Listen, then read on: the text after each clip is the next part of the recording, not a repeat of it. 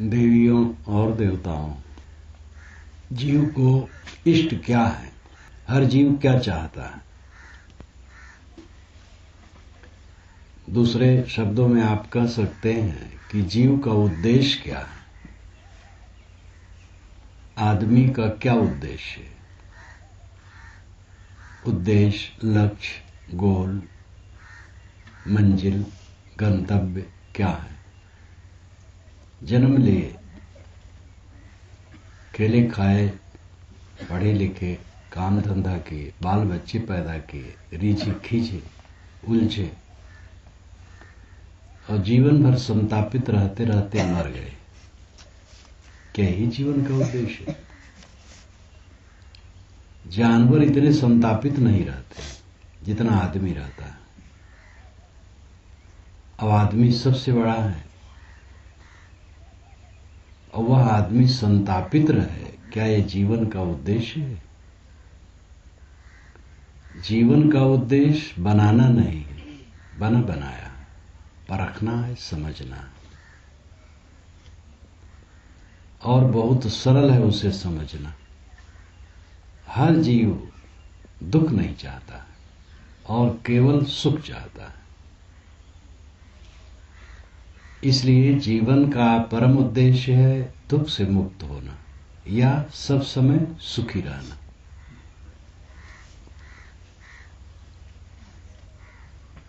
ये सहज उद्देश्य है मनुष्य का।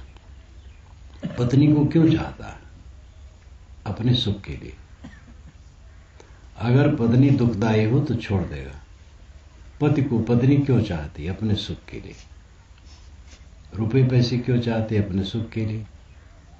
अगर आप रुपए बांधे जा रहे हैं और बदमाश मिल गए और कहे देखो रख दो नहीं तो दाग देता हूं, तो आप समझदार हैं तो रुपए रख देंगे।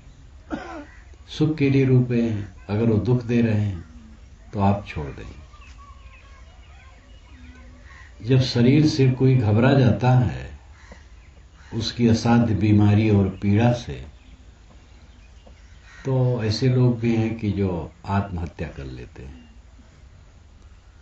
दुनिया के विचारक इस पर विचारते हैं और राजनयिक सोचते हैं कि ऐसा कानून होना चाहिए कि अगर आदमी शरीर से बहुत पीड़ित है, नहीं सह पा रहा है, तो वह कानूनन शरीर छोड़ दे, डॉक्टर के पास जाए, एक इंजेक्शन लगवा ले, सो जाए। क्योंकि बहुत पीड़ा भोगने की अपेक्षा ही अच्छा है। लेकिन अभी तक पूरी दुनिया में एक कानून बना नहीं है, क्योंकि इसका दुरुपयोग बहुत होगा। डॉक्टर से मिल करके पिता से नकली दस्तखत करवा लिया जाएगा, इंजेक्शन लगवा दिया जाएगा। महंत जी को भी मार दिया जाएगा गद्दी के लिए। तीर्थों में आप जाकर के देखिए, पता लगाइए, ये घटनाएं काफी घटा करती हैं। अच्छे संत भी हैं, लेकिन ऐसे भी हैं जो महंती के लिए वेश धरते हैं। इसलिए ये कानून अभी तक बनाया नहीं गया है।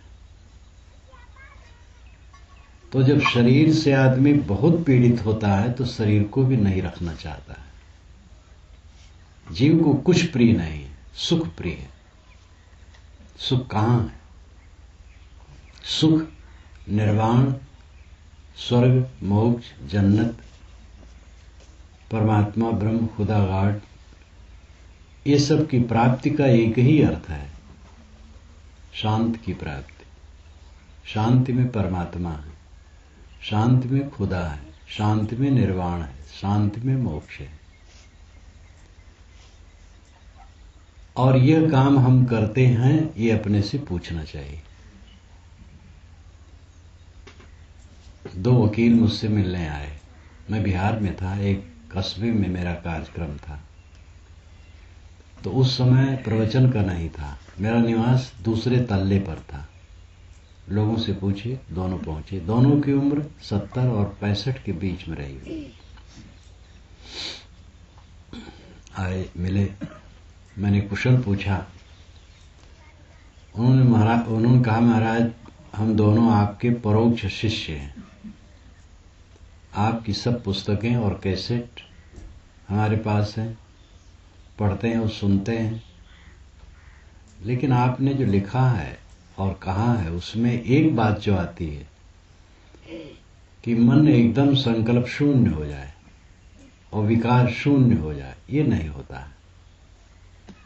तो मैंने कहा कि आप लोग जीवन भर इतना ही कहा, दोनों बोल पड़े एक साथ एक ही बात, हाँ खुराफात किए, इसलिए मन स्थिर नहीं होता। और हंसने लगे। जीवन भर खुराफात करते आ रहे हैं और खुराफात के संस्कार चित्त को कचोटते रहते हैं। कारण कार्य की एक व्यवस्था है सर्वत्र। कुछ होने से कुछ होता है, अचानक नहीं होता है। कुछ होने से कुछ होता है। अगर टट्टी पतली हो गई है, ये तरीका नहीं है। उसको उठा करके ले जाओ, मारोगे उतने गड़बड़ हो गए। ले जाओ बाहर ले जाओ, इस सब को ले जाओ बाहर, झट से उठाओ ले जाओ। जिसको पीट रहे उसको। मानसिक पीड़ा में हर इंसान जल रहा है। क्यों जल रहा है? जो कुछ करता है वही सामने आता है, अचानक नहीं आता है। अगर टट्टी पतली हो गई है तो निश्चित है भोजन में गड़बड़ी हुई है। जान के हुई है, अनजान में हुई है, प्रलोभन में हुई है, अज्ञान में हुई है, लेकिन हुई है। इसी प्रकार कोई घटना का कारण होता है। हमारे अंदर में जो पीड़ा है उसका कारण है हमारा सोचना सही नहीं, बोलना सही नहीं, करना सही नहीं। हमारे पास 3 साधन है। सोचने का साधन मन है, बोलने का साधन वाणी है, करने का साधन इंद्रियां। पारसी संप्रदाय की पुस्तक अगर आप पढ़ें तो बारंबार उसमें आता है, हर मजदा मेरे मन वाणी कर्म निर्मल हूं। अहरु मजदा, वे अपने ईश्वर का नाम अहरु मजदा रखे। वस्तः असुर, उनके ईश्वर का नाम है असुर, और असुर का फारसी में हो जाता है अहुर। जैसे हम लोगों का सप्ताह और फारसी में हफ्ता, और उसका प्रभाव राजस्थान, गुजरात इत्यादि में भी है। सवेरे को हवेरे तक गुजरात में कहते हैं, सवेरे को हवेरे। तो असुर, उनके ईश्वर का नाम है असुर, हमारे ईश्वर का नाम है देव। लेकिन वेद में जो ऋग्वेद प्रथम वेद है, असुर बारंबार है और सुर कहीं नहीं। असुर है, असुर बंदनी है, असुर बंदनी है। असुर बलवान को कहते हैं। आगे चल करके असुर और देव का विवाद हो गया, भाइयों में बंटवारा हुआ। एक ने देव को पकड़ लिया, एक ने असुर पकड़ लिया। पारसियों ने असुर पकड़ लिया और हमारे तरफ के पूर्वज देव पकड़ लिए। और असुर और देव दोनों वेद में हैं और दोनों आदर सूचक हैं। वेद में असुर के विषय में 4-6 जगह ही गलत परिभाषा उसकी है कि गलत है, बाकी सब जगह वंदनीय है। असुर का मतलब बलवान। असुर कहते हैं प्राण को और असुर कहते हैं प्राणवान को, बलवान को। महत देवानाम असुरत्वमेकम, ये वेद के मंत्र का अंश है। महत देवानाम असुरत्वमेकम, महान देवताओं का असुरत्व एक है, सभी देवताओं का बल एक है। तो पारसियों के ईश्वर का नाम है अहुर, असुर। तो बारंबार कहते हैं, हे हर मजदा हमारे मन वाणी कर्म निर्मल हो। पूजा पाठ धर्म कर्म जो बाहरी होते हैं वे भी उसी के लिए है। आपके संप्रदाय का कोई व्यक्ति हो, पूजा पाठ करता हो, ईमानदार न हो, तो आप उसको अच्छा नहीं मानते। अब आपके संप्रदाय से भिन्न व्यक्ति हो आपकी पूजा पाठ नहीं करता हूं, लेकिन अगर वो पवित्र आचरण का है तो आप उसको अच्छा मानेंगे। जीवन में अच्छाई है पवित्रता, मन वाणी कर्मों की निर्मलता, और इसी का परिणाम अंतःकरण में मक्खन इकट्ठा होता है। अगर आप किसी दिन किसी को धोखा दिए हैं, कटु कहे हैं, तकलीफ दिए हैं, तो आप देखेंगे उस दिन आपको चैन नहीं रहेगा, हरदम मन उलझा रहेगा। और किसी दिन आपने किसी दुखी की सहायता की है, सेवा की है, कुछ उपकार किया है या अच्छा काम किया है, आपके मन में आनंद आएगा। हमारे कर्मों के परिणाम ही हमारे अंदर में आते हैं। जीवन का उद्देश्य दुख से मुक्त होना है या अनंत सुख प्राप्त करना है, और यह मन वाणी कर्मों की सुंदर प्रक्रिया से संभव है। इसके लिए सतत जागरूकता और सतत साधना की जरूरत है।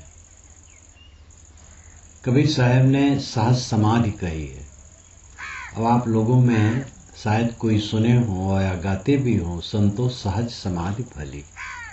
इसके अलावा भी है सहज ध्यान रो गुरु के वचन समाई हो, सहज समाधि उन्होंने कही। और दूसरी है सहज साधना। सहज समाधि है, सहज समाधि के दो रूप हैं। अभ्यास काल में सारे विचार शांत हो जाए, जब ध्यान में बैठे कोई विचार न उठे, शांत, ये सहज समाधि। और जब काम धंधा में लगें, व्यवहार में लगें, तो विचार तो आएंगे, लेकिन कोई विकार ना हो, उद्वेग ना हो, तो ये सहज समाधि। अभ्यास काल में सहज समाधि, व्यवहार काल में सहज समाधि। 24 घंटे सहज समाधि जिसकी हो जाती है, वही जीवन में पूर्णता प्राप्त करता है। जिस समय हम आंख मूंद करके ध्यान में बैठते हैं, उतने मात्र अगर समाधि है, और बाकी समय झंझट का काम करते हैं, लड़ाई झगड़ा विवाद, तो समाधि नहीं। अभ्यास काल में समाधि में बैठे और व्यवहार काल में भी समाधि रहे। बोलें मीठा, व्यवहार करें अच्छा, अपने मन इंद्रियों पर संयम रखें, हर समय सावधान रहें। निर्मल जीवन जीना ये समाधि है, सहज समाधि। तो सहज समाधि उन्होंने कही। और दूसरी बात कही सहज साधना। सहज साधना किसे कहना चाहिए? जो सब समय चले। नहा करके स्नान करके मंदिर में बैठे हैं, पूजा करते हैं, तब ध्यान करते हैं, तब टट्टी घर में बैठे हैं, तब भी टट्टी करते समय भी वो साधना चले। खेत में, कारखाने में, ऑफिस में, दुकान पर, सड़क पर, चलते चलते हर समय जो साधना चले उसको सहज साधना कहते हैं। ये सहज साधना है मन की निगरानी, हरदम मन को देखना। पूजा में बैठे हैं, अगर मन पर सावधान नहीं है तो यांत्रिक क्रिया करेंगे आप, पत्र पुष्प चढ़ाएंगे, पानी उछालेंगे, मंत्र पढ़ेंगे, लेकिन मन गड़बड़ में रहेगा। और अगर मन से सावधान है तो टट्टी की जगह में बैठे हैं, तब भी असली पूजा रहेगी। तो पूजा की जगह गड़बड़ा जाएगी अगर मन ठीक नहीं, और टट्टी की जगह भी पूजा बन जाएगी जब मन ठीक हो गया। इसलिए मन ठीक होना जरूरी है, हर समय मन ठीक, तो ये असली पूजा है और यह सहज साधना। इसके लिए किसी को परतंत्रता नहीं है, बस लक्ष्य बांधना चाहिए और काम करना चाहिए। ऐसा मन बनना चाहिए। मन नहीं बनता है, ऐसी खुराक नहीं लेते हैं, सुबह से शाम तक खुराक लेते हैं खराब। नींद उठी, गाली गुप्ता से शुरू बात। पत्नी को कट कहेंगे, लड़के को कट कहेंगे, नौकर को कट कहेंगे, साथी बराती को कट कहेंगे, ईर्षा, द्वेष, काम, क्रोध, लोभ, मोह, इन्हीं मनोविकारों को लेकर के नींद खुलती है और दिन भर कम बेश मनोविकारों में जीते हैं और उसका प्रकट स्वरूप भी करते रहते हैं। तो ये सब का संस्कार क्या बनेगा? कटुता, विषैलापन, अमृत नहीं बन सकता है। यह मन तो निर्मल भया जैसे गंगा नीर, पीछे पीछे हर फिरें कहें कबीर कबीर। साहब कहते हैं मन निर्मल हो गया गंगा पानी के समान। साहब ने जब कहा था तो गंगा पानी निर्मल था। आज तो प्रयाग गंगा पानी देख करके मन कष्टित होता है, क्योंकि गंगा का पानी तो रोक लिया गया, नहर में डाल दिया गया और सीवर का पानी गंगा में डाल दिया। जितने शहर मिलते हैं गंगा किनारे, नदियों किनारे, सीवर का पानी उसी में जाता है। तो एकदम बिल्कुल उल्टा हो गया। नहर में डालना भी अच्छा हुआ, किसानों के लिए बहुत अच्छा है। और सीवर का कहाँ ले जाएं? तो सरल है, नदी में डाल दिए। लेकिन अगर सीवर शहर का सीवर का पानी खर्चा पड़ेगा, उसके लिए बंदोबस्त किया जा सकता है, नदी में न डालें। एक बड़ी जगह जहां हो सरकारी, या सरकार जमीन ले खरीदे, वहां ऐसा बनावे और वहां पर वो पानी ले जाए और कई प्रभाग करे और समय से कहीं बदल करके उसको जमा करे, फिर सुखावे, फिर उसकी खाद बेच सकती है सरकार। और इस प्रकार सीवर का पानी खाद के रूप में बदल करके उपयोग किया जा सकता है।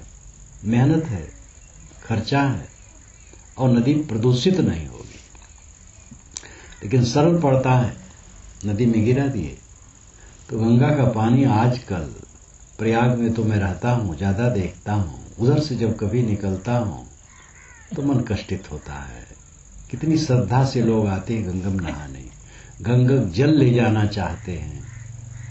ओ गुजरात से लोग आए थे अभी, तो गंगा जल ले जाना चाहते थे। जब वहां गए तब कहे ये जल ले जाके क्या करूंगा, तो बहुत खराब हो गया।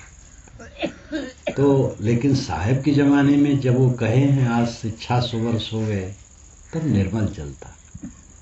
यह मन तो निर्मल भया जैसे गंगा नीर, पीछे पीछे हर फिरे कहें कबीर कबीर। साहब कहते मैं हर के पीछे नहीं घूमता, हर मेरे पीछे घूमता है। इतना बुलंद अपने को बनाओ, भगवान पीछे घूमे। क्या भगवान कोई व्यक्ति जो पीछे घूमे किसी के? भगवान शैतान, दो में से एक तो घूमेगा पीछे, या तो भगवान घूमेगा या तो शैतान घूमेगा। पवित्र संस्कार भगवान है, अपवित्र संस्कार शैतान है।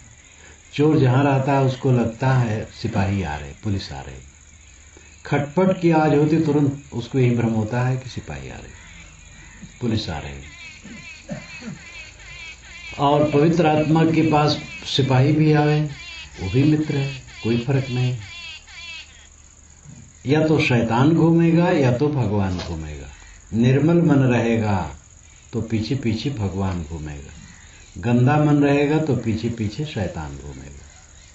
हमारे खराब और अच्छे संस्कार ही भगवान और शैतान है। मधुवाता रितायते मच्छरंत सिंधवा माधुर्न संदोषधी, ये ऋग्वेद का मंत्र है। मधुवाता रितायते, रितायते रित कहते नियम को, रितायते जो नियम से चलता है। मधुवाता, वात उसके लिए मधु ढोता है। वात और वायु ये दोनों शब्दों का प्रयोग वेदों में हुआ है। वात प्रायः हवा के लिए है और वायु हवा के लिए भी है, और हवा का जो देवता है उस देवता के लिए भी है वायु। वात यहाँ वायु के लिए है। मधुवाता रितायते, जो नियम से चलता है उसके लिए हवाएं मधु ढोती हैं। मधुच्छ्रंत सिंधवा, उसके लिए नदियां मधु बहाती। सिंधवा, सिंध नदी पंजाब में बहुत प्रसिद्ध है और वेद के अधिकतम मंत्र पंजाब में बने हैं। वेद क्या कहते हैं, जो मेरी पुस्तक है वेद की रचना का क्षेत्र क्या होगा, इस पर मैंने लिखा है तो और बेहतर करके लिखा है। केवल पंजाब में ही नहीं बना, उत्तरी भारत के बहुत क्षेत्रों में बना, लेकिन सिंध के आसपास बहुत बना। सिंध की महिमा वेदों में बहुत है, इसलिए सिंध कह देने से नदियों की याद की गई। सिंधवाहा बहुवचन में कहा गया। नदियां मधु बहाती हैं, जो नियम से चलता है उसके लिए नदियां मधु बहाती हैं। माधुर्न संत औषधि ही, और जो नियम से चलता है उसके लिए औषधियां मधु बरसाती हैं। वेदों में वनस्पतियों को औषधि कहा गया है और समस्त वनस्पति औषधि है, लेकिन उसको समझने वाला होना चाहिए। अमंत्रमक्षरम नास्ति नास्ति मूलम अनौषधम, अयोग्य पुरुषो नास्ति योजक अस्तत्र दुर्लभा। कोई अक्षर ऐसा नहीं है जो किसी मंत्र में दोहा चौपाई में नियुक्त न किया जा सके, और कोई ऐसा वृक्ष वनस्पत गुलमलता नहीं है जिसकी औषध न बने, और कोई ऐसा मनुष्य नहीं है जो किसी काम लायक न हो, लेकिन योजक अस्तत्र दुर्लभा, इसका संयोजन और संपादन करने वाला दुर्लभ है। तो जितनी वनस्पतियां हैं सब औषध हैं, ये सब मधु बरसाते हैं। कितना बढ़िया वर्णन है। ये तीन का नाम लिया गया। लक्षणार्थ में समझें, पूरी सत्ता उसको अमृत देती है जो नियम से चलता है, कायदे से चलता है, जो जीवन का कायदा होना चाहिए। कायदा क्या है? मानवता। मानवता का अर्थ क्या होता है? मानवपन, आदमियत। हम आदमी हैं, क्या चाहते हैं? सम्मान। तो अपमान किसी का नहीं करें। दुख नहीं चाहते हैं तो किसी को दुख न दें। हम नहीं चाहते हमें कोई धोखा दे तो हम धोखा न दें। अगर हम अभावग्रस्त और तकलीफ में हैं तो चाहते लोग सहारा कर दें, तो अपने से बन सके तो सहारा करें, न बन सके तो तकलीफ तो न दे। ये आदमियत है, ये मनुष्यता है। इस मनुष्यता की कसौटी पर जो काम करने की शैली है वही नियम है। अब अपने अपने शास्त्र में तो अपने ढंग से लिख लेते हैं नियम धर्म। ईश्वर और देवताओं की हत्या करके धर्म माना गया है। जब हम बकरे को, मुर्गे को या किसी जानवर को रेतते हैं तब देवता या ईश्वर खुश हो जाता है। कितना जंगलीपन है ये। और इसमें दोष केवल एक मत का नहीं है, सबका। केवल मुसलमान पर आप नजर ले जाएं बेकार है। हमारे यहां कम नहीं रहा, आवाज भी। धर्म प्राण देश, हिंदू धर्म देश नेपाल, सबसे अधिक देव मंदिरों में वहां प्राणियों को काटा जाता है। अपने यहां भी ये बहुत था पहले, बहुत बदला है, बहुत सुधरा है। अभी मेरे पास पत्र आया जब अधिवेशन चल रहा था इलाहाबाद में, एक पंडित का और एक भक्त का। पंडित देव मंदिर का पुजारी मेरी पुस्तकें पढ़ता है। ये नेपाल के बॉर्डर की बात है बिहार में वो क्षेत्र, लेकिन नेपाल का बॉर्डर है। तो उसने लिखा कि महाराज आपकी पुस्तकें पढ़ता हूँ और ये देव मंदिर में यहाँ वध बहुत होता है, मुझे करवाना पड़ता है, मन बहुत पीड़ित होता है। सोचता हूँ छोड़ दूंगा तो देवी नाखुश हो जाएगी, लोग डर देते हैं, तो इसलिए भयभीत हूँ। लेकिन आपकी वाणी पढ़ता हूँ तो लगता है छोड़ देना चाहिए, रोकना चाहिए इसको। क्या करूं? आप लिखिए निर्भय हो करके, मुझे उत्तर दीजिए, कोई मुलहिजा न कीजिए, मेरे मन से इसकी आसक्ति मिट जाए, भय मिट जाए। वो पंडित लिखता है। पंडित सच्चे दिल का है और संस्कार में फंसा है बेचारा। लेकिन उसके अंदर में हो गया है कि ठीक नहीं। दूसरा भक्त लिखा, उसने एक पंडित ने भी लिखा कि साहब यहाँ कबीरपंथी हैं, वे कबीर जयंती के दिन जुलूस निकालते हैं, वो कहते हैं हत्या बंद करो, देवी पूजा में पुष्प काटना बंद करो। तो ये सब का और प्रभाव उन ऊपर पड़ता है कि ये सच कहते हैं, क्या करो। तो मैंने लिखा जो उचित था कि भाई देवी देवता ईश्वर कब ये काम चाहेंगे कि कोई प्राणी की हत्या करे। देवता और ईश्वर हम लोगों से नीचे नहीं है, ऊपर होना चाहिए। और हम मनुष्य जो हैं, जो अच्छे आदमी होंगे, किसी प्राणी को तड़पते देख करके खुश नहीं होंगे। जब प्रथम बार मैं कलकत्ता गया तो काली मंदिर भी गया, तो एक चौबाहा है, उसमें पंडित बैठे रहते हैं, मोटी चोटी, चंदन लगाए, आधी धोती कंधे पर डाले, जैसे पंडित चाहिए वैसे वेद मंत्र उच्चारण करते हैं। एक बकरा को लोग धोए, नहलाए, एक पंडित के पास ले गए, उसने फूलमाला पहना दी, मंत्र से अभिषेक कर दिया और कहे अब ले जाओ। तो आंगन में एक लोह का खूंटा गड़ा है और उसमें लोह का सिज्जा लगा है, निकाल करके गला फंसाया, सिज्जा डाला, काटना था तो हम लोग हट गए कि भाई किसी जीव की हत्या कोई करता है तो या तो रोके, नहीं तो हट जाए। तो ये परिपाटी यहां भी चलती है, बहुत घट गई है, लेकिन अभी शून्य नहीं है। ये धर्म नहीं है, अंधविश्वास है और बहुत गलत है। अंधविश्वास हो, सात्विक हो तो चलो कोई बात नहीं, लेकिन जिसमें जीव हत्या होती है वो धर्म कहाँ है। मान लिए कि हम लोग, हमारा वर्ग ऊंचा है, दूसरा वर्ग नीचा है, ये मान्यता है। ऊंचा नीचा मानो में कोई नहीं। महाभारत में आता है कि ब्रह्मा से सब की उत्पत्ति हुई है, इसलिए सब ब्राह्मण। अपने कर्मों से लोग ऊंच नीच हो जाते हैं। स्वामी परंपरा वाले भी कहते हैं आदम से सब पैदा हुए, वह आदम कहते हैं, हम ब्रह्मा कहते हैं, बात एक है। वही महादेव, वही मोहम्मद, ब्रह्मा आदम कहिए, को हिंदू को तुरुक कहा, वही एक जमीन पर रही है। साहब तो बिल्कुल मार्के की बात कहते हैं। आदम से सब आदमी हुए, मनुष्य से सब मनुष्य हुए, ब्रह्मा से सब हुए, तो दूसरा इसमें कौन है? ब्राह्मणों ने, ब्राह्मण और ब्राह्मण बाद में अंतर है, लेकिन आजकल कुछ ऐसे चिंतक हैं जो ब्राह्मण और ब्राह्मणवाद एक मानते हैं, और बहुत खतरनाक है मानना। ब्राह्मण अलग है, ब्राह्मणवाद अलग है। ब्राह्मणों में कुछ पुरोहित वर्ग के लोग हुए हैं जिन्होंने स्वार्थ की बातें स्मृतियों में लिख करके और कलुषित भाव के श्लोक लिखे हैं, लेकिन वेद में ऐसे नहीं है।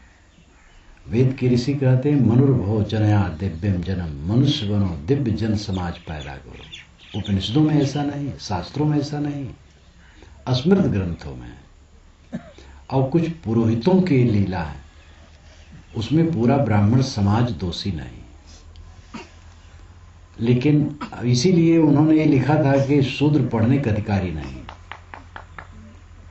उनको पढ़ाया नहीं जाता था, प्रतिबंध था। अकबर के जमाने में भी शूद्रों को पढ़ाने के लिए कुछ पुरोहितों ने कोशिश की थी कि इनका बंद किया जाए, तो अकबर ने कुछ सुनता हूं कानून बनाया, बंद करवाया थोड़ा। तो ये सब क्यों था? क्योंकि सब पढ़ेंगे तो असलियत जानेंगे, तो फिर ठीक नहीं रहेगा। ये सब ब्राह्मणवाद है, लेकिन इसके दोषी सब ब्राह्मण नहीं, सब ब्राह्मण तो कमाते खाते हैं, सहज है। तो ब्राह्मणवाद और ब्राह्मण में अंतर है। लेकिन आजकल ऐसे भी चिंतक लेखक हैं जो ब्राह्मणवाद और ब्राह्मण एक मानते हैं। जैसे कुछ लोग हैं वो कहते हैं गैर हिंदू भारत में न रहें तब भारत का कल्याण है। ऐसे भी चिंतक हैं जो कहते हैं ब्राह्मण अगर यहां से खत्म कर दिए जाए तभी देश का कल्याण होगा। तुर्कों ने यहां आकर के उपद्रव मचाया, ये भी आप ध्यान दें। तुर्क और मुसलमान में फर्क है। कजाकिस्तान, रूस का कजाकिस्तान और चीन का संकियांग या ऐसे कुछ नाम है, ये क्षेत्र हैं जो रूस और चीन के दक्षिण हिस्से पर पड़ते हैं। इसमें तुर्क थे। ईसा के 7वीं शताब्दी में 629 में हुएनसांग चीन से चला है, वो साधु था, बौद्ध भिक्षु। भारत में आकर के बुद्ध के विषय में पूरा ज्ञान प्राप्त करने के लिए वो चला और बहुत देशों में घूमते घूमते भारत आया। उसकी डायरी से चुन करके भारत का मध्य युग का इतिहास लिखा जाता है। हमारे यहाँ इतिहास लिखने का प्रचलन नहीं था।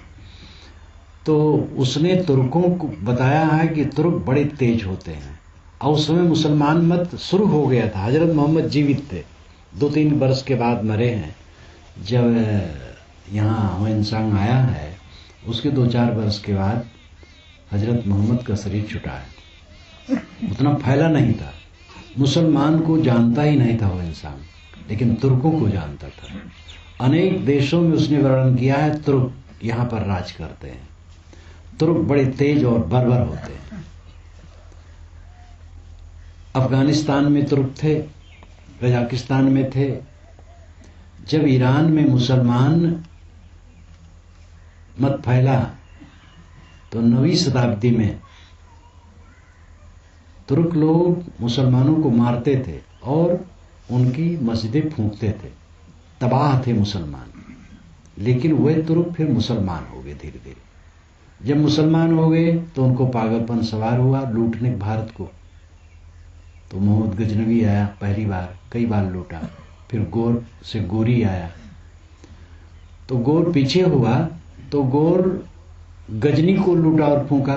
तुर्क, एक तुर्क दूसरे तुर्क को लूटते फूंकते थे। हिंदू हिंदू को लूटते थे, आज भी लूटते हैं। ब्राह्मण ब्राह्मण को धोखा देने वाले आज हैं, छत्री छत्री को, वैश्य वैश्य को, मुसलमान मुसलमान को। तो संसार में सब समय रहा है। तो तुर्कों ने हमला किया, यहाँ मंदिर तोड़े मस्जिद और मूर्तियां तोड़ी, परेशान किया, जजिया कर लगाया। अरब से कोई मुसलमान यहाँ लड़ने नहीं आया। फिर यहाँ ही के लोग मुसलमान हो गए, क्योंकि हिंदुओं ने अपना फाटक जबरदस्त बंद रखा था। मंदिर में नहीं जा सकते हो, पढ़ नहीं सकते हो, सब अछूत हो। वो लोग कहे भाई हम अछूत नहीं मानते, आइए हमारे मस्जिद में, आइए हमारी कुरान पढ़िए। तो धड़ाधड़ मुसलमान होते गए। तो आज जितने मुसलमान भारतवर्ष में हैं, उनमें तुर्क तो कोई उनके वंशज होंगे, और होंगे भी तो वे बेचारे तो कमाते खाते हैं।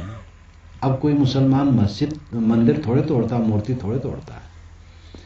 इसलिए जो तुर्कों ने उत्पात किया, उस भाव को लेकर के पूरे मुसलमान से विरोध करके देश का कल्याण नहीं हो रहा। ऐसे ब्राह्मणों में कुछ पुरोहित वर्ग के लोग मनुस्मृति इत्यादि का स्मृतियों में ऐसी चीजें लिखे जो पक्षपात पूर्ण है। तो इससे पूरा ब्राह्मण समाज दोषी नहीं है। ब्राह्मण समाज तो कमाता खाता है। आज ब्राह्मण का सर्वेक्षण करो गांव गांव में, पुरोहित कोई होगा कहीं, बाकी सब खेती करते, दुकानदारी करते। जूते तक की दुकान ब्राह्मणों को मैं करते देखा हूं। सब काम अपना करते हैं, कमाते खाते हैं। और अब तो छुआछूत भी घटता जा रहा है। और पहले तो हमारे बचपन में 5 बरस का ब्राह्मण का लड़का हो तो छत्री हो बुजुर्ग तो उसको नमस्कार करता था, लेकिन आज तो ब्राह्मण लड़के और छत्री छोड़ दो, और लोग कुर्मी मुराव कोई भी बुजुर्ग है तो नमस्ते करना शुरू कर दिया है। ये पे बड़े हैं। तो आज तो बहुत परिवर्तन हो रहा है। लेकिन द्वेष की भावना, प्रतिक्रिया, ब्राह्मणों ने शूद्रों को सताया। तो अब शूद्र कहे जाने वाले समाज में ऐसे हैं जो पढ़ लिख लिए हैं, सब जान गए हैं कि गड़बड़ किया, इन्होंने षड्यंत्र किया है। तो उसकी प्रतिक्रिया में इतने जोर से पड़ गए हैं कि अब ब्राह्मण देश में न रहें तो देश का कल्याण है। उधर एक बार कहता मुसलमान न रहे तो कल्याण है, उधर कहता ब्राह्मण न रहे तो कल्याण है। अरे भाई, ब्राह्मण मुसलमान और सब रहेंगे। न सब मुसलमान दोषी हैं, न सब ब्राह्मण दोषी हैं, न कोई वर्ग सब दोषी नहीं होते हैं। जब तक समन्वय न होगा, साहब ने यही जीवन भर किया। को बिंदु को तुरु कहावे एक जिम्मी पर रही है, काकू कहिए ब्राह्मण शूद्रा, एक त्वचा हाड़ मलमूत्रा, एक रुद्र यज्ञूदा, एक बूंद से सृष्टि रची है को ब्राह्मण को शूद्रा। जो देश की और दुनिया की बीमारी है, उस बीमारी की दवाई तो साहब ने बहुत दी है। और आए दिन जब हिंदू मुस्लिम दंगा होता है, तब प्राय आप टीवी में देखेंगे कबीर का भजन आ रहा है। वही एक दवाई है, वो दवाई लगाती है, उनका भजन दवाई लगाता है। भाई दोनों मनुष्य हो, प्रेम करो। किसी वर्ग को आप न बाहर भेज सकते हैं और न बदल सकते हैं। जो जहां है, पहले देवता और दैत्य रहे, अब हम लोग मानते हैं हम देव पक्षी हैं और समझते हैं दैत्य खराब होते थे। ये भ्रम है। जैसे हिंदू कहते हैं दूसरे को मलेच्छ हैं और वे कहते हैं काफिर हैं। ये दोनों पागलपन है। दोनों मनुष्य हैं। दैत्य विश्वबर्मा दैत्य की पुत्री शर्मिष्ठा का विवाह राजा जजात से हुई थी। राजा जजात इसी झूसी के थे। प्रतिष्ठानपुर तब नाम था। बनारस इत्यादि प्रतिष्ठानपुर के राज्य में था। काशी प्रतिष्ठानपुर का राजा ये सूर्यवंशी ही थे और इन्हीं में आगे चल करके यदुवंश उदय हुआ है। फिर उधर मथुरा के पास जा करके वहां राजधानी बनाए। तो शर्मिष्ठा विश्वबर्मा दैत्य की पुत्री थी। शची इंद्र की जो पत्नी थी वो दानव की पुत्री थी। इलबिल और वातापी ये दो राक्षस या दैत्य संस्कृत में भाषण करते हुए ब्राह्मणों को निमंत्रित करते थे। ये वाल्मीकि रामायण में आप पढ़ सकते हैं। धोखा देते थे, इसलिए अगस्त ने उनको दंड दिया था। परंतु धोखा देना तो उनकी गलती है। सभी दैत्य ऐसे नहीं होते थे। आप पुराना ग्रंथ पढ़ें, पुराने ग्रंथों से आपको पता लगेगा। दूसरे वर्ग को नीच कहने की जो प्रवृत्ति है, ये मनुष्यता को काटती है। कितने मुसलमान हैं, सज्जन हैं, दुर्जन भी हैं। हिंदू में भी सज्जन दुर्जन है। मात्रा कम बेस हो सकती है। ब्राह्मण शूद्र या कुछ भी कहो, इन शब्दों को लेकर के आज देश संगठित नहीं हो सकता है। मानव है, मानव से प्रेम करो। कबीर साहब ने ये कहा, वेद यही कहता है, मनुर्भो जनया दैव्यम जन्म। मनुर्भो, मनुष्य बनो, जनया पैदा करो, दिव्यम जन्म, दिव्य जन समाज पैदा करो। मनुष्य की हमें जरूरत है। और भेद ब्राह्मण की मेजॉरिटी में आप जाओ, 3, 13, 1.25 लाख की सरवरिया धाकर पंक्ति पावन पंक्ति दोषी आपको छोटी जात का सिद्ध करके रहेंगे। तिवारी और पाणी और तिवारी और शुक्ल और मिश्र पाणी को, पाठक को छोटा कहेंगे तो उनके ऊपर चढ़ बैठेंगे, उनको छोटा कहेंगे। ये सब बकवास है। ऐसे पंक्ति पावन को मैं जानता हूं कि जिनकी धोती फटने पर वे उसको गांठ बांध लेते थे, सिलते नहीं थे, क्योंकि सिला हुआ कपड़ा पहन करके भोजन नहीं करना चाहिए। उसका अर्थ यह है कि सलूका इत्यादि की सिला हुआ है तो रोज धोते नहीं है, इसलिए नहीं पहन के करना चाहिए। तो रूढ़ हो गई कि भाई सिला हुआ न पहने, तो धोती भी फट गया तो उसको सिलते नहीं, गांठ बांध लेते थे। और लकड़ी धो करके सुखा करके भंडार घर में जाता था। लेकिन कई गलत कामों से परहेज नहीं था और पंक्ति पावन कहलाते थे। अब तो पता नहीं पंक्ति पावन रह गई कि टूट गए। ये 50 वर्ष की पूर्व की बात मैं कहता हूं। हर जगह एक ही दोषी नहीं है जिनको चमार आप कहते हैं। उत्तर प्रदेश के पश्चिमी चमार और पूर्वी चमार में बड़ा फर्क है। एक दूसरे का रोटी बेटी से संबंध नहीं। हम बड़े हैं, तुम छोटे हो। कुर्मी में, मुराव में सबकी दशा है। हमारे भारतवर्ष का तो धर्म ही है कि हम सबसे बड़े हैं, हम सब हमसे छोटे हैं। और यही नुकसान इसको किया है। अपने भाई को भाई नहीं माना तो भाई अलग हो गए। अब वही सब सरदर्द हो रहा है। तो प्रेम की जरूरत है। साहब ने यही कहा कि प्रेम प्रकट करो, सबके प्रति प्रेम का व्यवहार। मानवता का व्यवहार। मानवता का अर्थ है जो हम मानव हैं, जो हम चाहते हैं दूसरे से, दूसरे के लिए वो बर्ताव करें। और इसके भी सूत्र वेद शास्त्रों में कम नहीं, उनको लेना चाहिए। शास्त्र की बात सब मानने योग्य नहीं होती है और सब त्यागने योग्य नहीं होती है। इसीलिए आज से 1000 वर्ष पूर्व पंडितों ने लिखा है कलिवर्ज। कलिवर्ज जब लिखा गया है वो 9वीं-10वीं शताब्दी में लिखा गया है। संस्कृत ग्रंथ है ये सब, बहुत छपते भी नहीं हैं, उसको पढ़ने वाले भी कम हैं। कलिवर्ज लिखा पंडितों ने, कलिकाल में ये नहीं करना चाहिए। सब वैदिक मुद्दे हैं, 55 वैदिक मुद्दे हैं और सबको कलिवर्ज कह दिया है पंडितों ने। जैसे नियोग से कौरव पांडवों की उत्पत्ति नियोग से हुई है। पुरुष कोई, स्त्री कोई, उससे बच्चा हुआ। वेदव्यास ही नियोग करके कौरव पांडव मुख्य पैदा हुए। लेकिन पंडितों ने आज से 1000 वर्ष पूर्व कहा ये कलिवर्ज है, कलिकाल में ये नहीं करना चाहिए।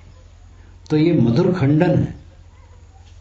अपने पूर्वजों को हम गाली दें कि वो बेवकूफ थे, ये हमारी बेवकूफी होगी।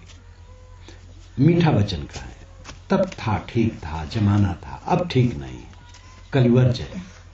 ऐसे 55 मुद्दे हैं तो आप शास्त्र की सब बात कहां मान पाएंगे? जीव हत्या ईश्वर और देवता के नाम पर शास्त्रों में लिखा है, लेकिन आज का पंडित उसको स्वीकारता नहीं। जब हवन किया जाता है तो बड़ा हवन होता है तो उसमें नारियल सीधे लोग हवन कर देते हैं। छोटे हवन में काट कूट करके छोड़ते हैं फल वल। ये नारियल का क्या मतलब है? जीव वध करके हवन किया जाता था, तो रास्ता निकाला गया कि जीव न मारा जाए, नारियल, उसकी जगह पर नारियल। मैंने भी उस पंडित को लिखा कि जो लोग देवी के नाम पर जीव वध करना चाहते हैं उनको कहो कि नारियल चढ़ाओ। रास्ता निकालना पड़ता है। तो परिवर्तन सब जगह होता है। हम परंपरावादी बन के नहीं जी सकते हैं और परंपरा को छोड़ करके नहीं चल सकते हैं। पूरी परंपरा छोड़ दें तो बोल नहीं पाएंगे। जो हम बोल रहे हैं, परंपरा से हमें शब्द मिले हैं, भाषा मिली है, सब शैली मिली है। हम कहें हम परंपरा नहीं मानते तो हम अक्षर बनावे हैं, भाषा बनावे हैं, अर्थ बनावे हैं, चलेगा ही नहीं। इसलिए परंपरा को छोड़ कैसे सकते हैं? मुझे इस पर याद आया करती जब ये बात मैं कहता हूँ एक पंडित जी की। मध्य प्रदेश के एक बड़े शहर में मेरा कार्यक्रम हुआ करता है, तो वहाँ संचालक मेरे एक पंडित जी रहते हैं। वे पुरोहित भी हैं और विद्वान भी हैं। श्रीमद् भागवत कथा, सत्यनारायण कथा, मरणिकर्णिक कथा सब कुछ करते हैं, पूजा पाठ, और विद्वान हैं। वे बहुत प्रेम करते हैं हमसे, तो आते हैं तो वही संचालन करते हैं। तो खड़े हुए, मेरे विषय में 2-4 बात कहे और फिर कहे महाराज जी का परंपरा विरोधी विचार सुनिए। सब हंसे, मैं भी हंसा। तो मैंने शुरू किया कि भाई मैं परंपरा विरोधी नहीं हूं, लेकिन हाँ परंपरा पूरा लेके नहीं चल पाता हूं, और पंडित जी भी परंपरा लेके पूरा नहीं चल पाते हैं। तब मैंने परंपरा का जब विश्लेषण किया, सब खुश हुए। परंपरा में कितनी अनर्गल बातें आ जाती हैं, उनका त्याग कर देना होता है। देश काल सापेक्ष बातें होती हैं। वेदों में लिखा गया है कि 10 पुत्र पैदा करो। वशिष्ठ पीड़ित होकर के कहते हैं, ऋग्वेद का 7वां मंडल वशिष्ठ का है और 3रा मंडल विश्वामित्र का है। वशिष्ठ पीड़ित होकर के कहते हैं, अद्यामुरी यदि यादधानो अस्मि, अभी मैं मर जाऊं अगर मैं राक्षस हूं तो विरोधियों ने कहा वशिष्ठ राक्षस है। यह हो सकता है कि विश्वामित्र के पक्ष वालों ने कहा हो वशिष्ठ राक्षस है, तो उन्होंने कहा अद्यामुरी, मैं अभी मर जाऊं, यदि यादधानो अगर मैं यादधान हूं राक्षस तो मैं अभी मर जाऊं, नहीं तो 10 वीर के साथ हमारा विपक्षी मर जाए। यानी 10 लड़के उसके हैं तो वीर नाम लड़का, तो सब लड़के उसके मर जाए, वो भी मर जाए। तो 10 बच्चे पैदा करो, बच्ची नहीं। चारों वेदों में कहीं लड़की पैदा करने की बात नहीं लिखी है, लड़का पैदा करो। ये पक्षपात पहले से रहा। लड़का सब पैदा करे, फिर लड़की कहीं हुई? मदर टेरेसा ने मुझसे कहा था कलकत्ता में कि वो अनाथ बच्चों को पालती रही, वो संस्था अभी भी पाल रही है। जैसे कोई स्त्री है, गर्भ रह गया, नाजायज, लोक रीति के अनुसार नहीं है, तो उससे वो कहती है, तो कहे ठीक है, आकर के हॉस्पिटल में पैदा कर दो, हम पालेंगे। कहीं सड़क पर लड़के फेंक दिए जाते हैं नवजात, उसको ले आए। तो इस प्रकार मैं देखा 150 बच्चे उसमें पल रहे थे। उसमें 3 बच्चे 3 दिन के थे और बड़ी बढ़िया सेवा हो रही थी। 150 बच्चों को मैंने देखा, कहीं रोने की आवाज नहीं सुनी, इतनी बढ़िया सेवा। उन्होंने कहा कि भारत के लोग गोद लेना चाहते हैं तो लड़का केवल चाहते हैं, लेकिन अमेरिका, इंग्लैंड या दूसरे देश के लोग लड़की भी लेते हैं गोद। उनके यहां से कोई जाए, किसी का लड़का बच्चा नहीं है तो गोद के लिए मांगे तो लड़की या लड़का मिल जाएगा। लिखा पढ़ा लेते हैं, आपके गांव के प्रधान सरपंच से लिखवा लेते हैं कि भाई ऐसा तो नाजायज काम नहीं करेंगे कि उसको थोड़ा पाल पोल करके फिर भीख मंगवाओ उससे या गुलामी करवाएं, तो लिखा पढ़ी करवा करके तब देते हैं। तो उन्होंने कहा कि भारत के लोग लड़का लेते हैं गोद में, लड़की नहीं। तो ये संस्कार हमारा पुराना है, ये पक्षपात। माँ को बच्चा पैदा होता है, वो मूर्छित हो जाती है करीब करीब, जब वो सुनती है कि लड़की पैदा हुई है तो वही मुरझा जाती है। वो खुद लड़की है, लड़की को भी लड़की का पक्ष नहीं है। ये हमारा संस्कार भारतवर्ष का बढ़िया नहीं है। लड़की लड़का दोनों समान है। तो वैदिक युग में 10 बच्चे पैदा करने की बात कही गई है, लेकिन आज अगर पंडित से लिखवाया जाए तो पंडित यही लिखेगा, 1 बच्चा के अतिरिक्त जो पैदा करेगा और नरक में जाएगा। क्योंकि आज जरूरत यही है, 1 बच्चा पैदा हो, 2 नहीं। और जो बच्चा न पैदा करे उसका तो वैकुंठ वास होगा। तो कितनी सामयिक बातें लिखी गई शास्त्रों में। और जलवायु का प्रभाव रहा है, वातावरण का प्रभाव रहा है, परिवर्तन सब समय रहा है। ऋग्वेद आप पढ़ो, फिर अथर्व पढ़ो, बड़ा अंतर है। ऋग्वेद की अपनी गरिमा है, लेकिन अथर्व, कुछ पंडित जो नागभूत सिकोड़ते हैं अथर्व से, अथर्व की कम महिमा नहीं है। ब्रह्मवेद अथर्व को कहा गया है, उसी में ब्रह्म ज्ञान है, लौकिक ज्ञान है, मकान कैसे बनाना चाहिए, विवाह सूक्त लंबा, ब्रह्मचर्य सूक्त लंबा। अथर्व वेद का महत्व है। मुझे याद आई बात, गोरखपुर में मेरा कार्यक्रम था, एक पंडित जी मिलने आए, प्रिंसिपल भी हैं, अब रिटायर्ड हो गए। कहे साहब आप लोग साहब साहब क्यों कहते हैं, विदेशी भाषा, महाराज क्यों नहीं कहते हैं? मैंने कहा विदेशी भाषा को आप नहीं मानते हैं? कहे बिल्कुल नहीं, हमके वेद में तुरफरी, फरफरी का, जमेना, मदेरू, आलगी बिलगी, ये सब संस्कृत के शब्द नहीं। अरे कहे अथर्व का है, हमके तो अथर्व क्या वेद नहीं है? फिर उनको बताया मैं कि ये ऋग्वेद का, अथर्व का नहीं है। जमेना, मदेरू, आलगी बिलगी, फरफरी का, ये सब ऋग्वेद का शब्द है।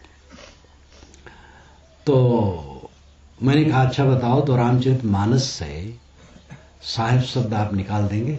प्रभु तरुतर कपिडार पति की आप समान, तुलसी कहून राम सम साहिब सील निधान। गई बहोरी गरीब निवाजू, सरल सबल साहिब रघुराजू। सेवक कर पद नयन सो, मुख सो साहिब होय। तुलसी प्रीत की रीत लख सुकब सराहई सोय। सेवक तुलसीदास को साहिब सीताराम। अब बेचारे वो निढाल हो गए। मैंने कहा रामचरितमानस से सब साहिब निकालो, और उनकी वाणी में अन्य ग्रंथों में भी साहिब है। फारसी और अरबी के शब्द गोस्वामी जी के वचनों में भरे हैं, क्योंकि वो मुसलमान आ गए थे, अरबी फारसी प्रचार हो गया था। अब आज इंग्लिश, माँ बाप खत्म हो गए अब मम्मी और डैडी और डैडा क्या पापा, तो पापी भी होना चाहिए क्या? माता पिता छूट गया, पंडितों के घर में ये चल रहा है। और इस हवा को कोई रोक नहीं सकता है। आरएसएस के कुछ भक्त हमसे कहे कि महाराज जो बड़े बड़े आरएसएस वाले हैं वो कहते हैं अपने बच्चों को धोती पहना करके, कुर्ता पहना करके और संस्कृत पाठशाला में भेजो, और अपने बच्चों को सूट पहना करके कॉन्वेंट में भेजते हैं इंग्लिश में।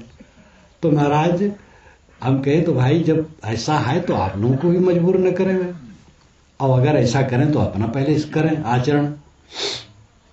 जमाने के प्रभाव को कोई रोक नहीं सकता है, शब्द का समन्वय करना चाहिए। अथर्ववेद में तो एक ऐसा सूक्त है 3 मंत्रों का जिसमें विदेशी शब्द का घटाटोप है। मैंने बीजक वेद जो मैंने लिखा है उसकी भूमिका ही में उसके सारे शब्द दिए हैं। और कितने शब्द हैं जो वेद में और उनमें बराबर, जैसे अल्लाह, अल्लाह शब्द 2 पद मिला के बनता, अल और इलाह। अल आदर सूचक शब्द है अरबी में, कोई आदर सूचक शब्द होगा तो उसके साथ अल लगेगा। और इलाह का मतलब होता है पवित्र, पूज्य, वंदनीय, अल इलाह यानी आदरणीय और पूज्य। हमारे यहाँ ऋग्वेद पहला वेद है और वेद का पहला मंत्र है अग्निमीले पुरोहितम यज्ञ से देवम ऋतुजम होतारम रत्न धात्मम। अग्निमीले ये पहला शब्द है और इसमें 2 पद है, अग्निम और ईले। साणाचार्य ने भाष्य किया अग्नि नामकम देवम ईले अस्तोम, ईड़ अस्तुताविद धातु। अग्नि तो अग्नि नाम का देवता है और ईले अस्तौमी, ईले का अर्थ है अस्तुत योग्य, ईड़ अस्तुताविद धातु, ईड़ धातु अस्तुत परक है, ईड़ ईल इलाह ये अस्तुत परक वचन है। इसके पश्चात शरणाचार्य व्याकरण का प्रयोग करते हैं और व्याकरण से सिद्ध करते हैं। ये शरणाचार्य के भाष्य का ये नियम है कि अधिकतम मंत्रों के अर्थ कर देने के बाद, भाष्य कर देने के बाद तब व्याकरण का भी प्रयोग करते हैं। तो इलाह अरबी में पूज्य और वेद में इलाह पूज्य। दुआ आप सभी मानेंगे, दुआ अरबी भाषा का शब्द है। मुसलमान कहते हैं हम दुआ करते हैं, आपके वेद में बारंबार दुआ है। देवेश कृणतो दुआ, हम देवता के लिए दुआ करते हैं। दुआ के 2 अर्थ हैं, आशीर्वाद देना और शुभ कामना करना, याचना करना। और यही अर्थ वेद में है और यही अर्थ अरबी भाषा में है। हरम घर को कहते हैं अरबी में, और वेद में बारंबार हरमेम घर के लिए आता है। घुटने टेक करके मुसलमान नमाज पढ़ते हैं। घुटने टेक करके वंदना करने की वेदों में बारंबार चर्चा आती है, क्योंकि घुटना टेक करके वंदना करने में ज्यादा विनम्रता होती है। सामी परंपरा, आर्य परंपरा दोनों घुटने टेक करके प्रार्थना करते थे। सामी परंपरा है यहूदी, ईसाई, इस्लामी। आर्य परंपरा वैदिक और उसके पीछे के लोग, ये दोनों घुटने टेक के प्रार्थना करते थे। लेकिन आर्य परंपरा में उन्नति हुई ध्यान की, इसलिए घुटने टेकना बंद कर दिया और पलथी मार करके ध्यान, ये उन्नति है। प्रार्थना के आगे ध्यान है। स्वामी परंपरा अभी भी प्रार्थना ही में लगी है। आर्य परंपरा बढ़ गई, ध्यान में आ गई, इसलिए घुटना टेकना छूट गया। किंतु वेदों में है, सरस्वती नदी के तट पर वशिष्ठ घुटने टेक करके प्रार्थना करते हैं। ये वेद में बात आती है। कितनी बातें हैं, एक दूसरे से अलग नहीं है। इहराम क्रिया एक होती है मक्का में, जब ये लोग हज जाते हैं तो एक क्रिया होती है जिसका नाम है इहराम, नाम ही उसका इहराम है। तो उसमें मुसलमान क्या करते हैं, बाल बनवा जैसे हम लोग मुड़ाए रहते हैं वैसे मुड़ा देते हैं, सूट अलग रख देते हैं, नीचे वासस ऊपर उत्तरी, वासस नाम लुंगी उत्तरी नाम चद्दर सफेद, और परिक्रमा करते हैं। और उस समय व्रत क्या रहता है? विषय वासना से रहित, और कोई नशा नहीं, कोई मांस अंडा मछली नहीं खा सकते हैं, किसी जीव की हत्या नहीं। अगर शिकारी शिकार के पीछे दौड़ रहा है तो नहीं बताएगा कि इधर शिकार गया है। पूर्ण अहिंसा, पूर्ण दया, पूर्ण विषय से मुक्त, नशा से मुक्त समय रहता है उनका, वो इहराम क्रिया है। आजकल तो टीवी में दिखाते हैं, आप लोग टीवी उस समय देख सकते हैं, और उसमें जब देखेंगे तो हम ही लोगों को लगेगा जानो यही लोग आ गए हैं का, वैष्णव और कबीरपंथी लोग आ गए, क्योंकि सफेद कपड़ा वैष्णव कबीरपंथी पहनते हैं, वो लोग ही बस सफेदे पहनते हैं। तो कितनी प्रक्रियाएं हैं जो मूल में वही रही हैं, आगे चल करके अलग अलग ग्रुप बनता गया और बाहर का नक्काश अलग अलग होता गया। ह्वेनसांग ने अनेक देशों में कहा यहाँ मोटी चोटी लोग रखते हैं, जो भारत के बाहर के लोग थे, और यहाँ के लोग वहां राज करते थे। वेद व्यास का दौरा अरब इत्यादि में होता था। कोई दूसरा नहीं है, सब मनुष्य है, सबसे प्रेम की जरूरत है, और तथ्य सब में एक है। क्या आत्मा हिंदू मुसलमान है, ब्राह्मण शूद्र है? क्या मिट्टी पानी आग हवा कुछ वर्ग और जात में बांटा जा सकता है? क्या हाड़ चाम और टट्टी पेशाब और रक्त शरीर के जो अंश हैं, इनमें कुछ हम कह सकते हिंदू मुसलमान ब्राह्मण शूद्र? ये सब स्वाभाविक सबके वही है। इस एकता को हमें देखने की जरूरत है। और जो पूजा और पाठ और सारे धार्मिक कृत्य का सार है, वह है मन वाणी और कर्मों को निरंतर निर्मल करना। मैं मूल स्थान पर आकर के समाप्त करूंगा। मैंने शुरू किया था, हमारे जीवन का उद्देश्य क्या है? जीवन का उद्देश्य है दुखी न होना, सब समय सुखी रहना। और सुखी हम तभी रह सकते हैं जब दूसरे को दुख न दें और अपने पर पूरा संयम करें। बस यही कुंजी है, अपने पर कठोर रहना और दूसरे के लिए नरम रहना। अपने को हम कभी क्षमा न करें। तंबाकू खाते हैं, गलत है, छोड़ें, क्षमा न करो अपने को, फेंक दो तंबाकू। ग्लानि करो, कष्ट होगा 10-5 दिन आदत के कारण, फिर विजयी हो जाओगे, जीवन भर सुखी रहोगे। कोई नशा का सेवन न करो, अंडा मांस मछली कभी न खाओ, बहुत गंदी चीज है, अमानवीय भोजन है, ये मानवीय भोजन नहीं है। सात्विक भोजन करो और सदैव कम खाओ, कम खाओ गम खाओ, बस सब वेद शास्त्र है। कम खाओ शरीर सुखी रहे, गम खाओ मन सुखी रहे। शरीर मन दोनों जुड़े हैं। जो सनातन है, सनातन धर्म क्या है? आजकल लोग मानते गंगा जमुना नहाने से कल्याण माने, महाराज रामकृष्ण को अवतार माने, दुर्गा जी को हनुमान जी को देवता माने, वो सनातन धर्म ही है। ये सनातन धर्म की परिभाषा आधुनिक है। सनातन धर्म है शील, क्षमा, दया, करुणा, प्रेम, कुल मिलाकर के मानवता। मानवता, हम मनुष्य हैं, दूसरे से जो हम अपने लिए चाहते हैं वही दूसरे के लिए चाहें, यही मानवता है और यही सनातन धर्म है। दुनिया के जितने महापुरुष सबका आदर करें।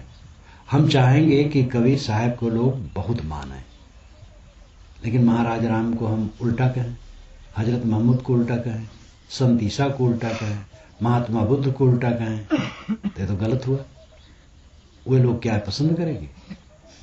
इसलिए सबको, सभी महापुरुषों को आदर देना चाहिए। वेद आदरणीय है, कुरान आदरणीय है, बाइबिल आदरणीय है, दुनिया के समस्त शास्त्र आदरणीय हैं और सभी लोग आदरणीय, सारी परंपराएं आदरणीय हैं। ये मानवता है। धर्म का नाम लेकर के कंजूसी, वैष्णव में एक दूसरे को उल्टा पलटा कहते रहे। स्वामी शंकर को वैष्णव लोगों ने गाली दी, वेदांतियों ने वैष्णव को उल्टा पलटा कहा और एक दूसरे को उल्टा पलटा कहते रहे, आज भी कहते हैं। ये हृदयहीनता है। इसीलिए कबीर साहब ने कहा, भाई रे दुई जगदीश कहाँ ते आया, कहो कोने बोराया। अल्लाह राम करीमा केसो हरि हजरत नाम धराया। गाना एक कनक दे कहना यामे भाव न दूजा, कहन सुनन को दुई करथा पे एक नमाज एक पूजा। वही महादेव वही मोहम्मद ब्रह्मा आदम कहिए, को हिंदू को तुर्क कहावे एक जिम्मे पर रहिए। वेद किताब पढ़े हुए कुतबा हुए मुरना हुए पाणे, बेगर बेगर नाम धराए एक मिट्टी के भाड़े। काहे कबीर वे दोनों भूले रामे किन्हों न पाया, वे खसी वे गाय कटावे बादे जन्म कमाया। अब बकरीद, बकरीद का अर्थ क्या होता है? बकर नाम गाय, गो, गो से अर्थ होता है गाय बैल दोनों। बकर ये अरबी भाषा का शब्द है। बकर का अर्थ है गो, गाय बैल।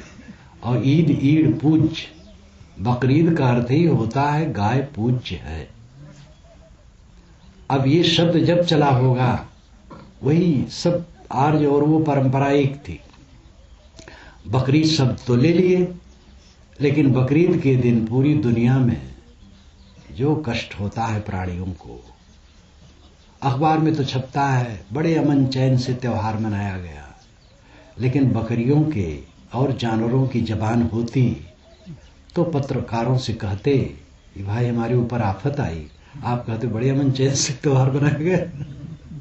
तो बकरीद का अर्थ ही होता है गाय पूज्य है।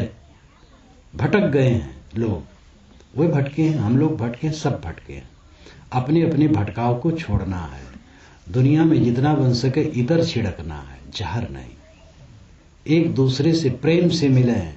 अब देखो जगह जगह बवाल करवाया जा रहा है राजनेता द्वारा। राजनेता लोग आज देश को और खा रहे हैं। ऐसे राजनेता जो मजहबी भावना उठाते हैं और जाति भावना उठाते हैं। कुछ राजनेता उठाते हैं ब्राह्मण अब्राह्मण के बीच में दरार बनाने के लिए, और वोट का चक्कर है सब। ब्राह्मण ब्राह्मण सवर्ण अवर्ण के बीच में खाई खोदेंगे, और कुछ हिंदू गैर हिंदू के बीच में खाई खोदेंगे, और ये सब करके देश को फूंकते हैं। इस प्रकार देश सदैव कमजोर होता चला जाएगा। प्रेम की गंगा बहनी चाहिए मानव मात्र में, तब उन्नति होगी। आपके घर में 10 लोग हैं, 6 से प्रेम करें, 4 से बैर करें, 2 से बैर करें, घर टूट जाएगा। जब सबसे प्रेम होगा, सबको श्रेय दिया जाएगा, तब उन्नति होगी। इसी प्रकार हमारा देश, राष्ट्रीयता किसे कहते हैं? राष्ट्रीयता राष्ट्रीयता सब कहते हैं। क्या जमीन राष्ट्र है? अगर जमीन राष्ट्र है तो चंद्रलोक राष्ट्र है। चंद्रलोक को कोई राष्ट्र नहीं करता, वहां कहता है, क्योंकि वहां एक चीटी भी नहीं है। मनुष्य राष्ट्र है, प्राणी राष्ट्र। हमारा भारत देश एक राष्ट्र है, लेकिन भारत देश में कोई प्राणी न रहे तो क्या राष्ट्र है? प्राणी राष्ट्र है, और प्राणियों में मनुष्य राष्ट्र। इसलिए भारत में बसने वाले सभी मनुष्य मानो राष्ट्र हैं। उन सभी मनुष्यों से प्रेम करना राष्ट्रीयता है। यही मानवता है, यही धर्म है, और यही ईश्वर की उपासना है। ईश्वर कहाँ है? आप कहीं खोज करके पता लगा पाओगे? ये जो दिखाई देते हैं ये सब सगुण भगवान, सगुण ईश्वर है, और जो अंदर बैठा हुआ है वो निर्गुण भगवान है। जब आंखें खुले देखो लोगों को सगुण के दर्शन हो रहे हैं। आंखें बंद करो, आत्मलीन हो, निर्गुण में पहुंच गए। निर्गुण सगुण बड़ी सरल परिभाषा है, इसमें उलझाने की जरूरत नहीं है। अंदर में निर्गुण है, बाहर सगुण है, सब परमात्म स्वरूप है। कबीर जेती आत्मा तेते शालिग्राम, जितनी आत्माएं हैं सब शालिग्राम भगवान है। ये भावना जब तक न आएगी मन निर्मल न होगा। सुख शांति में रहना, दुख से रहित रहना, ये हमारे जीवन का स्वाभाविक उद्देश्य है। इसको पहचानना चाहिए, और ये तभी संभव है जब हमारे में मानवता आएगी। मानवता है जो हम दूसरे से अपने लिए चाहते हैं वही हम दूसरे के लिए करें, और वो उसकी परिभाषा इतने ही में है, अपने पर कड़ा रहना और दूसरे पर नरम रहना, अपने मन इंद्रियों को साधना और दूसरे के लिए शील का बर्ताव करना। इसी में आप सब कुछ समझ लें, फिर अपने अपने ढंग से जो पूजा पाठ करते हो वो करें, उसके लिए मनाही नहीं है, वो भी इसी के लिए है। और ये न आए तो पूजा पाठ थोथा ही है। जीवन बीत जाए पूजा पाठ करते करते, बोध नहीं हुआ। एक बूढ़े पंडित रहे, जीवन भर राम राम जपते, हर उनका स्वभाव रहा हरदम राम राम का है, और बड़े अच्छे रहे, लेकिन बोध नहीं रहे। तो हमसे बुढ़ापा में वो कहे, महाराज हमें रात में भूतवा सताता है। मैंने कहा भूत नाम की चीज ही नहीं, भूत प्रेत। कहे नहीं महाराज, लिखा है तो कैसे नहीं होगा। हम कहे जितना लिखा सब सच नहीं है। तो भूत प्रेत का भ्रम उनको सता रहा था, क्योंकि बोध नहीं था। भला बोध हो जाएगा जब जहां राम रहेगा। भूत प्रेत का क्या मतलब होता है? कबीर साहब तो काशी छोड़ दिए मरते समय, 119 वर्ष और 7 महीने 26 दिन वो जी करके शरीर छोड़े। तो काशी से वो कहे मैं काशी में नहीं मरना चाहता हूं। काशी में मरने से मुक्ति होती है, चाहे पाप भी करे। और मगर में मरने से लोग गधा होते हैं, तो चलता हूं मगर में मरता हूं, कौन मुझे गधा बनाता है। ये उस जर्जर अवस्था में 119 वर्ष की उम्र में, अब आप जानते हैं ट्रेन नहीं थी कि टिकट कटाएं बैठे चला जाए, चल तो नहीं पाए होंगे, बैलगाड़ी से गए होंगे, रथोत से, और मगहर गए और कहे मगहर मरे सो गधा हो, प्रतीत राम सुख हो। मगर में मरेगा वो गधा हो जाएगा। राम पर विश्वास नहीं, क्या राम बड़ा है कि मगर बड़ा है? जो काशी तन तजय कबीरा, तो राम ही को कौन नहीं हो रहा। अगर काशी में शरीर छोड़ करके मैं मुक्ति मानूं तो राम भजन का कोई मतलब नहीं रहा। मैं चलता हूं मगर में मरने, देखता हूं मुझे कौन गधा बना। ये आस्था, ये राम पर विश्वास।